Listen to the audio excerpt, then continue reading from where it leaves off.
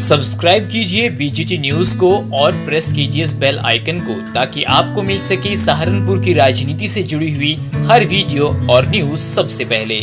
इस वक्त पूरे जिले की निगाहें इस बात पर टिकी हैं कि आखिर जिला पंचायत अध्यक्ष का ताज किसके सर सजेगा।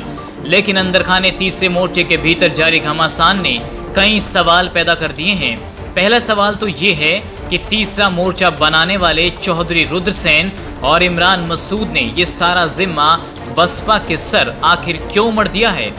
पहले सपा के साथ तीसरा मोर्चा बनाया, फिर प्रेस कॉन्फ्रेंस करके कहा कि हमारा उम्मीदवार बसपा का है, बसपा को समर्थन है, लेकिन फिर मैदान से गायब हो गए।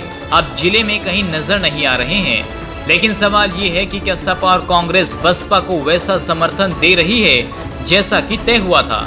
दूसरा सवाल ये है कि क्या मौजूदा सर फटव्वल को देखें तो नवीन खटाना संयुक्त उम्मीदवार के तौर पर सिर्फ एक मोहरा ही नजर आ रहे हैं। क्या संयुक्त मोर्चे में बसपा के साथ धोखा तो नहीं हो रहा। इसी बीच बीजेपी की मजबूती की खबरें भी सामने आ रही हैं। अब जरा इस तस्वीर को देख लीजिए। ये तस्वीर इमरान मसूद की है।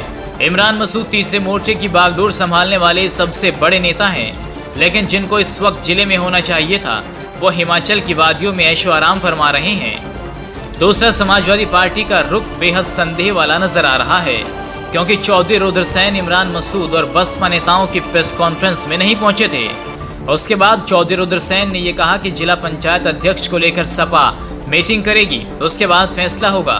तो क्या ये मान लिया जाए कि सपा गठबंधन में जाने को लेकर असमंजस में है या फिर बसपा पर दबाव की राजनीति हो रही है।